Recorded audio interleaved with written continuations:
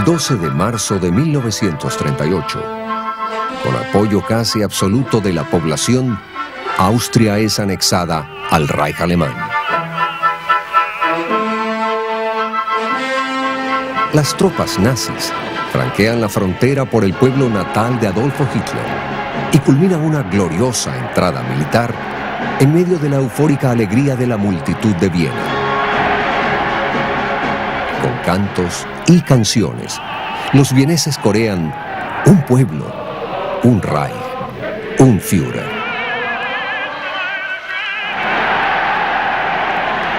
La anexión fue desastrosa para los 185.000 judíos austríacos. 90% de ellos vivían en Viena, donde las autoridades nazis comenzaron de inmediato una férrea campaña antijudía. El surgimiento de humillaciones y sucesivos cierres y decomisos de sus propiedades dejaron como última opción desesperada emigrar. El jefe a cargo de esta inmigración era el capitán de la SS, Adolf Eichmann.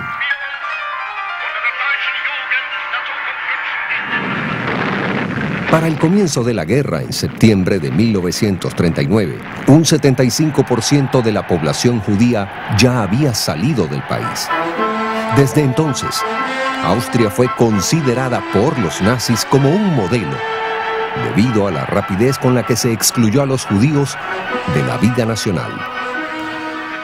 La anexión, Anschluss en alemán, es uno de los puntos decisivos previos a esa incomparable demostración de la maldad humana que conocemos como Segunda Guerra Mundial. Pero es también el punto de partida de nuestra historia, la historia de 251 judíos, en su mayoría vieneses, que escapando de la barbarie nazi tomaron dos barcos, el Caribia y el Königstein, en busca de refugio en alguna de las costas del Caribe. La que sigue, una historia de sufrimiento, pero de esperanza, de egoísmo, pero de bondad, de barbarie y de civilización, pero también de nobleza. Ha permanecido en el olvido desde hace más de 60 años.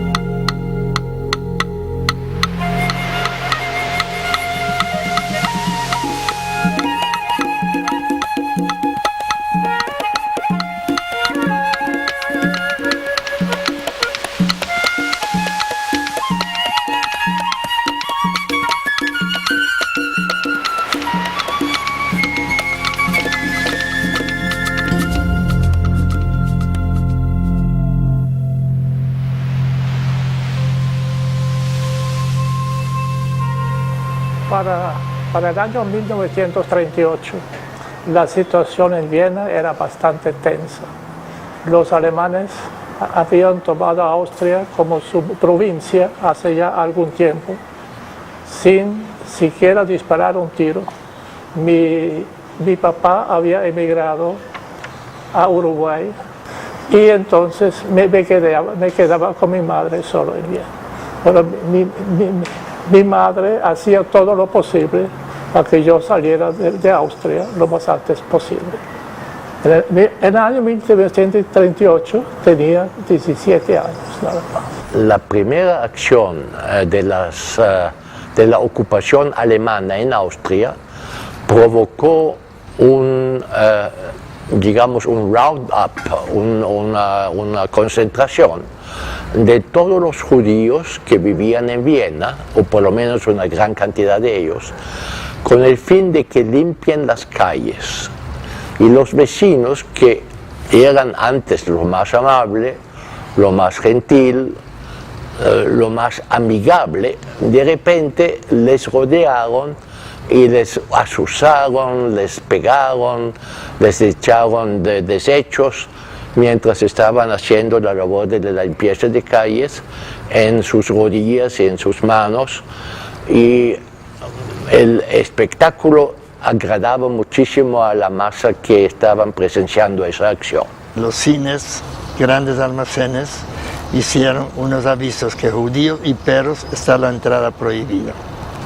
Y mi padre resolvió, aquella vez como era una emigración para Trinidad libre, con visa que uno tenía que depositarle $280, pude entrar libremente para Trinidad y trabajar. Si se portaba bien, le aceptaron los $280 y se lo devolvieron.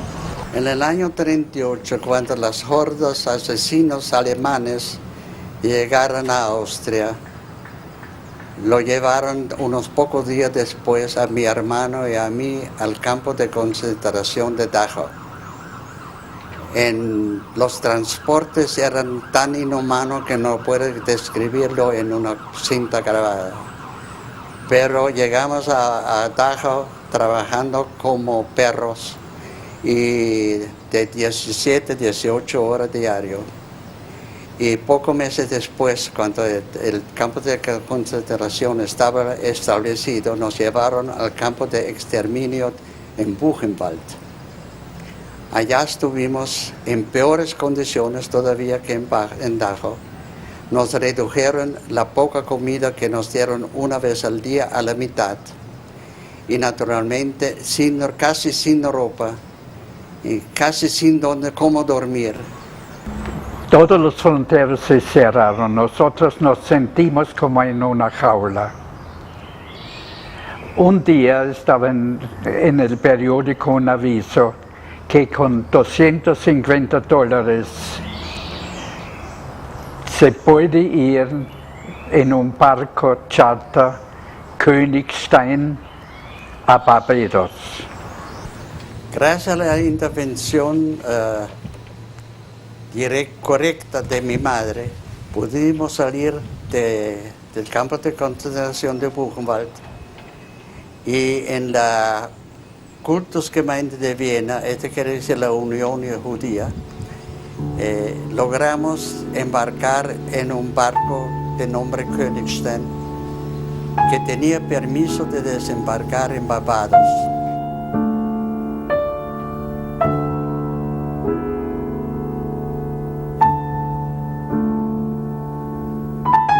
En el momento en que el sol se escondía, arrojando sus dorados rayos sobre la ciudad, y emergían bajo su fuego las fantásticas formas de las gigantescas grúas y barcos, llegamos a Hamburgo. Sin mayor demora, nuestro tren fue enviado a la zona franca del puerto, por lo que, apartados del resto de Hamburgo, pasamos la noche en nuestro compartimiento. Como una sombra, casi al alcance de la mano, veíamos desde la ventana el contorno del vapor que nos debería llevar a nuestra nueva patria, Barbados.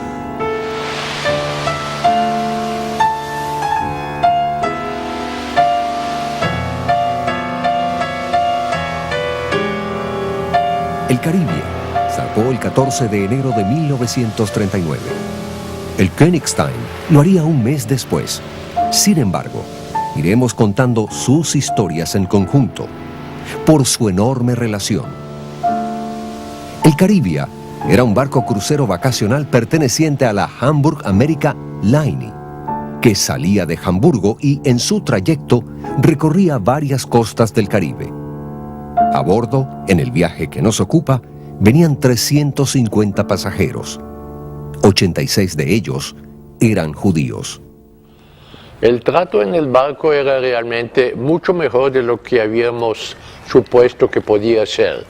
Se debía en gran parte a la actitud del capitán, quien daba a entender que no estaba conforme ni de acuerdo con la política del Tercer Reich y que no estaba discriminando contra nadie.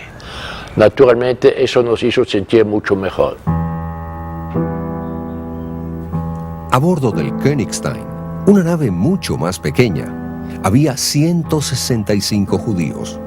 Las instrucciones recibidas por el capitán incluían lanzarlos al mar en caso de no ser recibidos por ninguna tierra del Caribe.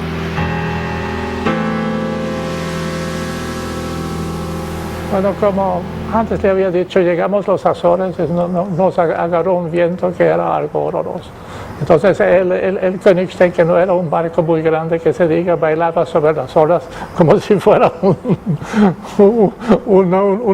la cáscara de una nuez. Yo, junto con 3 o 4, nos mantenía más o menos en el centro del barco, así que todo el resto se enfermó y empezó a vomitar. Bueno, eso era horroroso. Todo eso duró más o menos 48 horas. Y una mañana, a las 4 de la mañana, el mar amaneció como si fuera de aceite. El 10 de febrero llegamos a las Azores, la marmita del clima de Europa. Cual gigantes se erigen en medio de pequeñas islas rocosas, las empinadas islas principales de Flores y Corvo. A los pocos días de haber zarpado el barco Caribe de Hamburgo, se formó en el mismo barco pues un comité que fue organizado por el señor Juan Plaut. El propósito de este comité era enviar telegramas, radiogramas a todos los jefes de Estado que nosotros podíamos pensar, con la petición pues que nos dejaran entrar en su país, en una de sus colonias. Y el señor Plaut, por un motivo que yo desconozco, pues me escogió a mí como su secretario. Este trabajo consistía simplemente en recoger dinero de los 86 de las 86 personas que estaban en el barco, para poder pagar los cables y radiogramas que se mandaron a todo el mundo. El presidente Roosevelt, la reina de Holanda, así, etcétera, etcétera. Y desgraciadamente no se recibió ninguna contestación a ninguna de nuestras peticiones.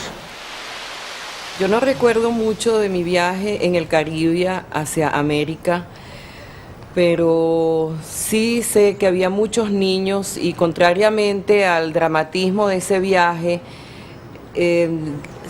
lo pasábamos bien, la estadía se hizo agradable. Los pasajeros se distribuyeron entre la segunda y tercera clase. Había camarotes para hombres, había camarotes para damas y había camarotes para niños. A nosotros, Susi, no sé si te acuerdas, nos colocaron un camarote para niños. Tú en esa época tenías menos edad que la mía, yo tenía 5 años. Y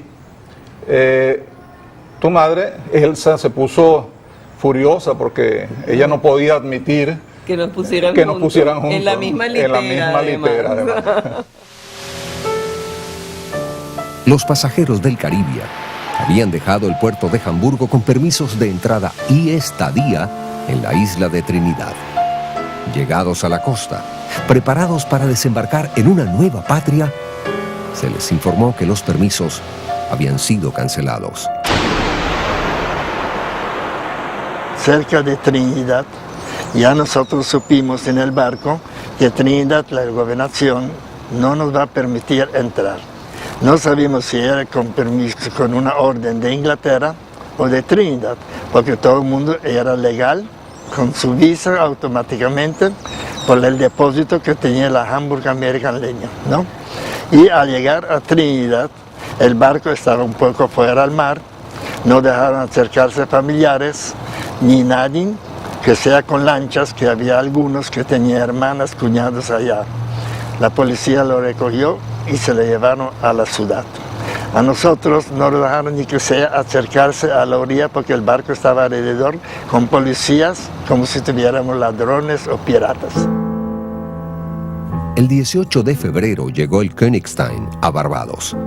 2 horas después, según cuentan, la estoica parsimonia y ofensiva indiferencia del gobernador prohibió el desembarco. Llegando a Barbados nos dijeron que los permisos están cancelados. El capitán del barco bajó a tierra, habló con el gobernador, sin embargo él anuló el permiso y no nos dejaron entrar. Con más todavía dijeron que tenemos que salir inmediatamente del país. Y para mi enorme sorpresa, no nos desembarcamos en Barbados. Yo tenía, mi mamá al menos me había dicho que íbamos a Barbados. Ahora, de pronto vi que una comisión encabezada por el capitán y la gente mayor, un grupo de 3 o 4 de los nuestros, desembarcaba para negociar con el gobernador británico de Barbados, a ver si nos dejaba entrar o qué es lo que pasaba.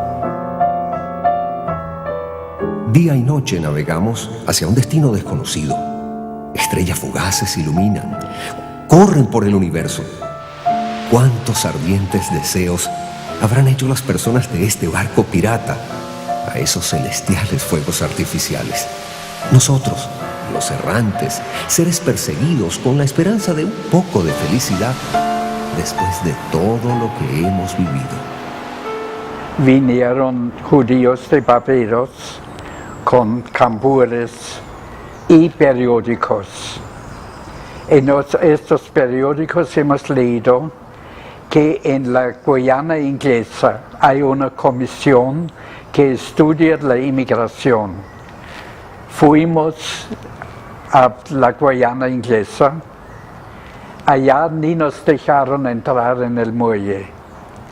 Un día y medio esperando, hemos oído la noticia en la radio que 86 refugiados que no pudieron bajar en Trinidad, en el parque Caribia, pudieron desembarcar en Puerto Cabello.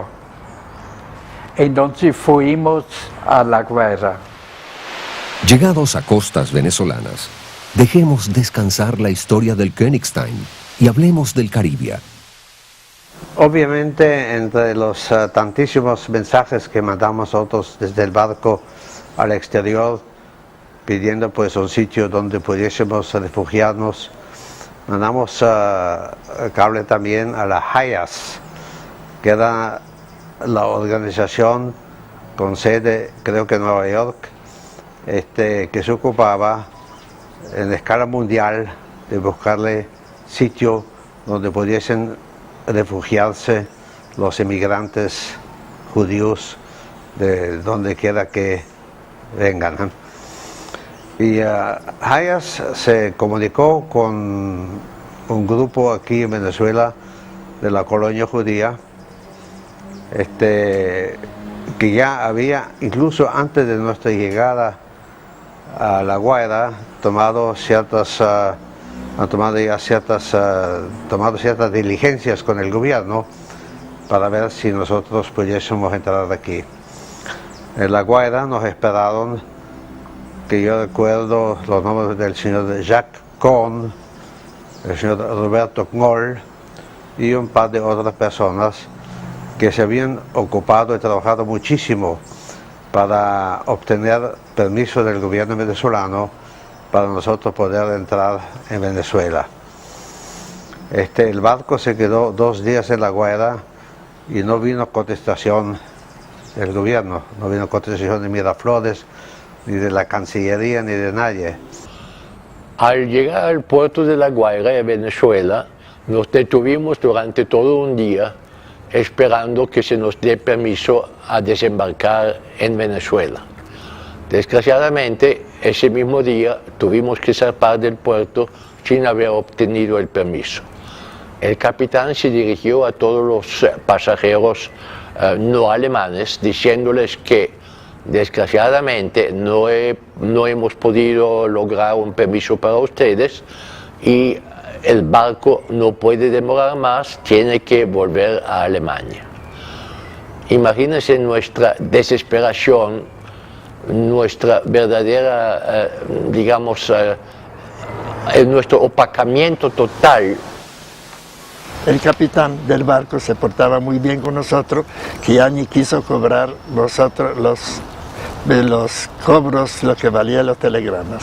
Entonces nosotros nos reunimos y en una noche resolvimos que si tenemos que regresar de Guayana Inglesa, que el barco iba a ir, y de regreso todo 81 nos vamos al mar, porque nadie de nosotros, ni las mujeres, los niños querían irse para Alemania. Estábamos verdaderamente desesperados y todos estábamos agrupados alrededor del comité que se había formado para buscar ayuda con organizaciones internacionales judías. Entonces Jacón y sus compañeros resolvieron venirse con nosotros en el barco a Puerto Cabello, que era la próxima escala. Y ahí estaban ellos en contacto permanente con Caracas y tampoco había contestación ninguna sobre nuestra petición. Ante la mirada atónita de los miembros de la comunidad israelita y de las personas que observaban desde el puerto, el Caribia, con su desembarco denegado y sus pasajeros desesperanzados, dejó las costas venezolanas. Su siguiente objetivo: Curazao. Habiendo salido de Puerto Cabello sin haber obtenido permiso del gobierno venezolano, el barco fue pues a su próxima escala, que fue en Curazao. Y estábamos todos en la cubierta preocupados a ver si las autoridades de Curazao nos iban a dejar entrar. Y de repente un muchachito de unos 8 o 10 años que estaba sentado con sus padres al lado de nosotros dijo: mire papá, ¿qué es lo que está pasando? El sol estaba de este lado, ahora de repente está del otro lado. Y así fue que nos dimos cuenta que algo ha pasado. Lo que fue que el capitán recibió un mensaje de Caracas o de Puerto Cabello de que llegó el permiso, y sin siquiera avisarnos dio vuelta al barco, y poco después fue que nos mandó el mensaje: mire ustedes si recibieron el permiso para entrar a Venezuela. La llegada del Caribia a Puerto Cabello el 3 de febrero de 1939 está llena de leyendas. Cuentan que, por ser la medianoche, no había suficiente luz para atracar, y que en su afán por ayudar a los visitantes, se encendieron las luces de todo el pueblo, y los camioneros de puerto enfilaron sus automóviles con las luces altas, alumbrando el barco. Creo que la impresión mayor que he recibido durante todos aquellos episodios que acabo de narrar fue la llegada a Puerto Cabello, donde al desembarcar nos recibió una muchedumbre con aplausos, cariños, abrazos, trajeron frutas y comida, y nosotros que estábamos acostumbrados a tanto odio y tanta repulsión en un continente así llamado civilizado, nos encontramos muy sorprendidos de que los indígenas, que nosotros habíamos pensado eran mucho más atrasados que nosotros, nos enseñaban cuál era la calidad humana que realmente la gente podía tener. Por lo tanto, para mí ese momento ha sido decisivo en mis sentimientos hacia Venezuela, hacia su pueblo y hacia las autoridades que durante tantos años nunca nos han enseñado más que acogimiento, amabilidad y posibilidad de vivir en una tierra libre.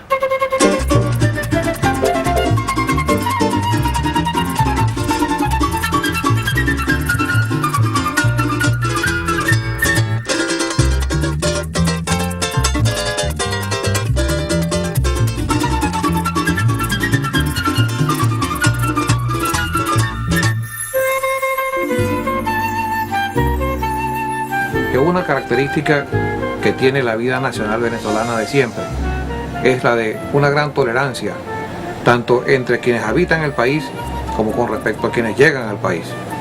Aquí están las puertas abiertas y han estado siempre las puertas abiertas para toda clase de personas, vengan de donde vengan. Tengan la religión que tengan, tengan el color que tengan, sean de la raza que sean de la ideología política que sean, son bien admitidos, bien recibidos. Lo único que se les pide es que vivan en paz, trabajen en paz y también tomen la misma actitud.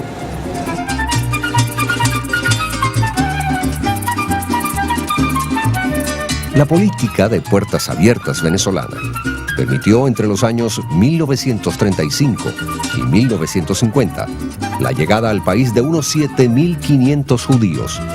Todos ellos escapaban de una muerte segura en Europa. El año de 1936, el presidente de la República de Venezuela era el general Eleazar López Contreras. El presidente López tomó como filosofía de su actividad de gobernante lo que ya he señalado que era una manera de pensar en el país, la tolerancia. Y además pensó que era necesario que para construir lo que el país necesitaba, que era indispensable recibir toda clase de ayuda, de colaboración, de modo que su doctrina en ese sentido puede decirse que fue esta: el que quiera venir, que venga. Él tenía una admiración muy especial por el pueblo judío. Mucho más que admiración, era un sentimiento. Él mismo lo decía: yo debo tener algo de judío, no solamente por llamarme Eleazar, sino por esto que siento. En verdad, él era una persona antiautoritario, antidictaduras, antifascista, antinazi, por supuesto. Y creo que esa identificación tan fuerte con lo que era la penuria del pueblo judío, para él era bien importante y nos lo decía constantemente.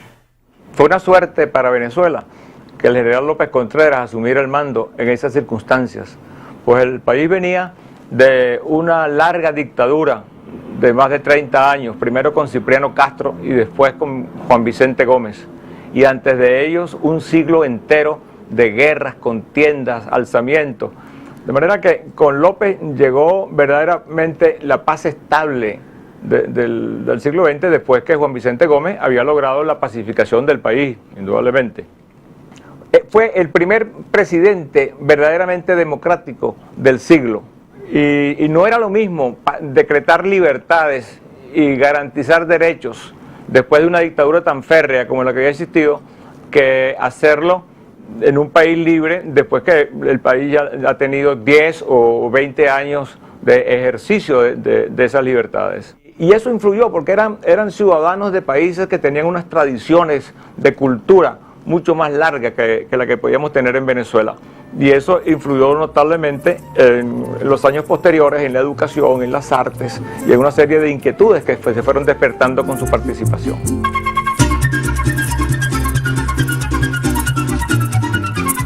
Tras el desembarco, los pasajeros del Caribe fueron acogidos en los hogares de las familias judías de Valencia y de Caracas, y a los pocos días se les otorgó la ciudadanía venezolana y el permiso de estadía indefinida.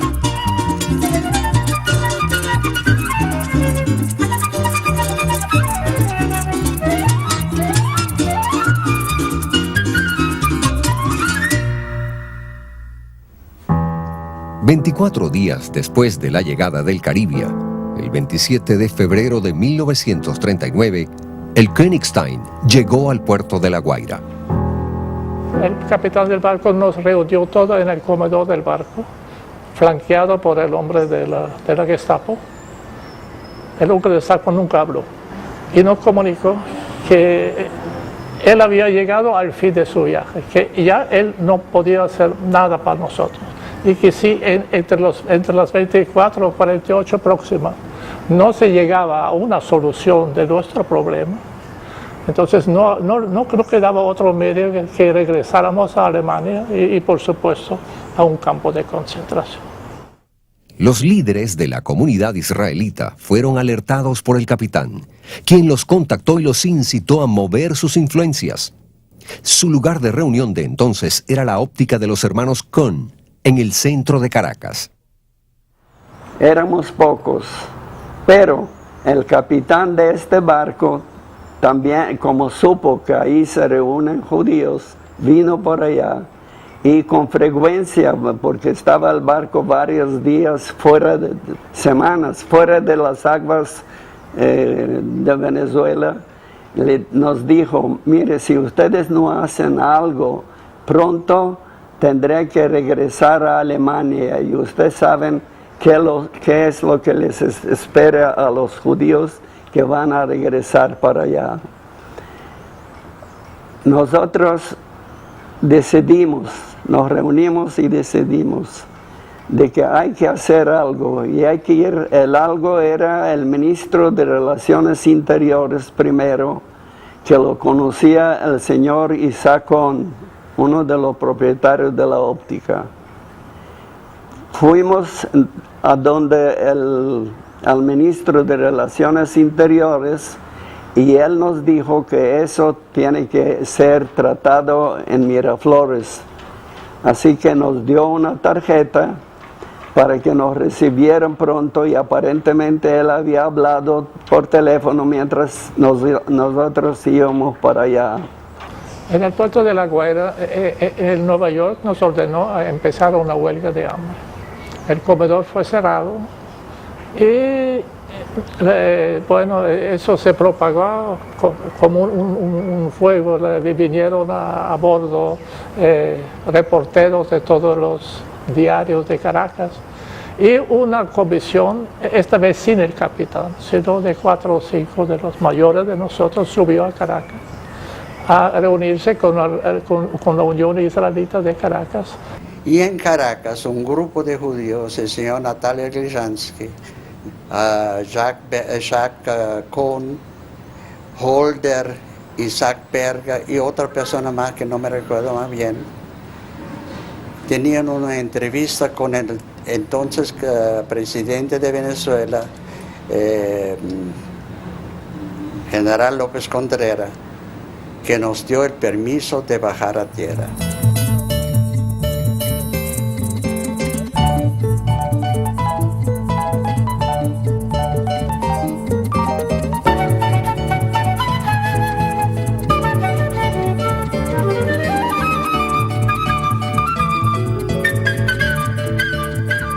Al haber logrado el desembarque, pensamos qué hacer con ellos, dónde se van a acomodar más de 150 personas.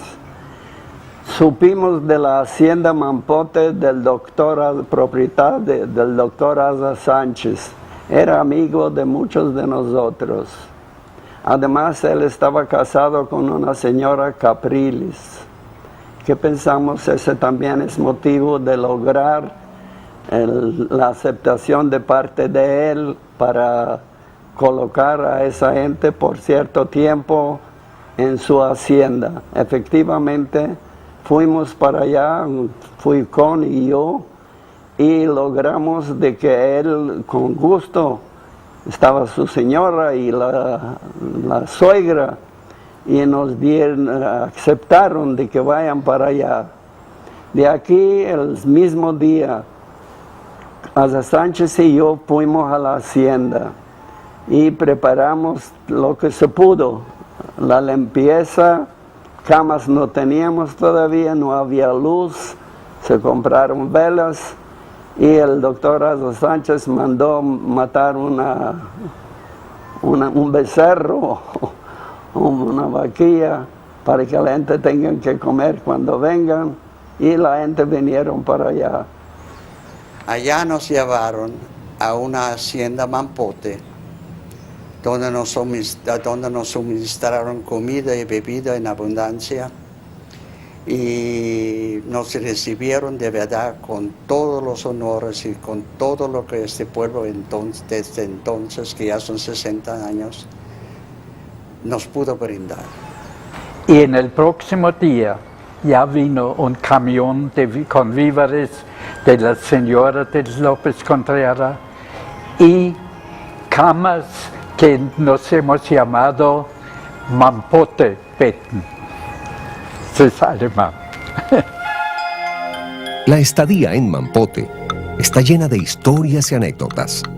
El matrimonio del señor y la señora Sándor, con el propio Asa Sánchez como testigo, es uno de tantos episodios que el olvido y el tiempo hacen leyendas. Se habla de amoríos entre viejitos, del trato amable que reinaba y de visitas constantes de curiosos caraqueños y periodistas. Y en un tono más jovial, también se escuchan cuentos de involuntarios intercambios de dentaduras y puentes postizos. El diario La Esfera se refería a los refugiados de Mampote como gente de trabajo y en posesión de utilísimos conocimientos científicos e industriales. La impresión que dan al verlos por primera vez, leemos, es sumamente agradable. Señalan por su jovialidad, modales francos y conceptos de generosidad. Al hablar no se les nota afectados por el miedo de ser mal recibidos. Exhiben una actitud serena, índice indudable de sinceridad, de que no tratan de engañar con falsa simpatía hacia nosotros. Una vez, estando un tiempo allá, la gente se regresaron en parte. Unos se regresaron a Estados Unidos y otros se regresaron a Caracas, se buscaron trabajo y hoy en día ya son 60 años que llegamos. Hoy en día todo el mundo está en muy buena condición. Siempre éramos bien tratados en Venezuela y estamos todavía muy bien tratados y tenemos plena libertad y pleno, puedo decir, campo de expansión como nos da la gana. Es tan alto y tan variado el agradecimiento y el aporte a la nación de muchos de estos judíos inmigrantes que solo dejaremos a algunos hablar y hablaremos en nombre de otros que ya no pueden hacerlo. Desde que llegamos fuimos recibidos con los brazos abiertos por el pueblo venezolano. Como niños, pues disfrutamos de todos los privilegios que podía disfrutar un nacional. Yo por mi lado pude cursar todos mis estudios, primaria, secundaria, universitarios. Me gradué en el año 56 en la Universidad Central de Venezuela como ingeniero y me pareció que una forma de retribuirle al país algo de lo que me había dado era dedicarme a la educación. De hecho, estuve 25 años como profesor de la Universidad Central y de la Universidad Santa María. Y posteriormente me dediqué por algún tiempo a mi actividad particular como ingeniero constructor y en el año 92 fui beneficiado del nombramiento de rector de la Universidad Nueva Esparta. También a bordo del Königstein, junto a su esposa, llegó el tan querido maestro Alfredo Hollander, cuyos aportes a la escena operística venezolana como bajo bufo solo son comparables a sus 36 años de participación como profesor de canto en la Escuela Superior de Música. Año tras año, su memoria es honrada en el Concurso Nacional de Canto Lírico Alfredo Hollander. En Venezuela siempre me he sentido muy bien. Desde que llegué nunca me sentí diferente, siempre recibí un trato de la gente extraordinario. Lo considero mi patria y creo que el alma de los venezolanos no tiene igual en el mundo. Adoro este país. Así que fue una cosa que verdaderamente no sé si otro país en el mundo puede dar tanto lo que nos dieron los venezolanos y el gobierno. Siempre nos respetaron y verdaderamente que estoy muy agradecido sin tener palabras de agradecimiento por ese favor que nos hicieron y gracias a ellos estoy vivo y como le dije antes, he hecho una familia. Yo tengo verdaderamente 3 profesionales y cada uno está trabajando.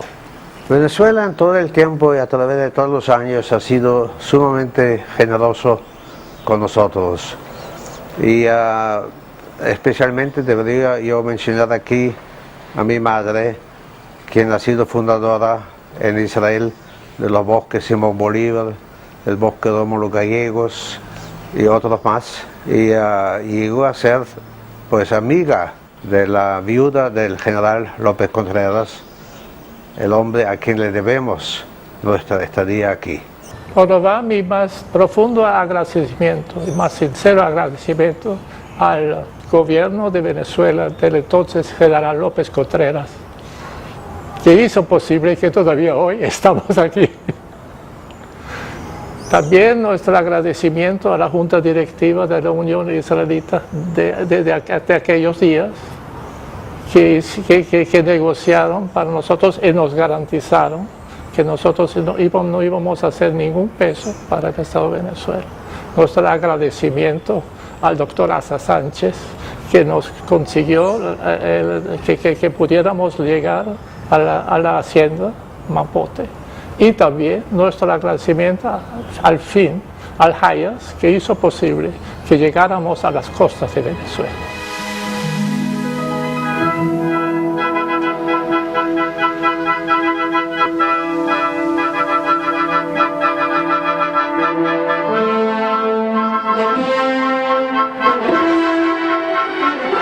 No es sino hasta noviembre de 1941 que la solución final de exterminar al pueblo judío se comienza a llevar a cabo. Las intenciones iniciales de Adolfo Hitler consistían básicamente en expulsar a los judíos del Reich alemán. La conclusión inmediata que de esto se saca es que buena parte de los 6 millones de judíos asesinados en el Holocausto son directa responsabilidad de todos aquellos países que cerraron sus puertas a los refugiados.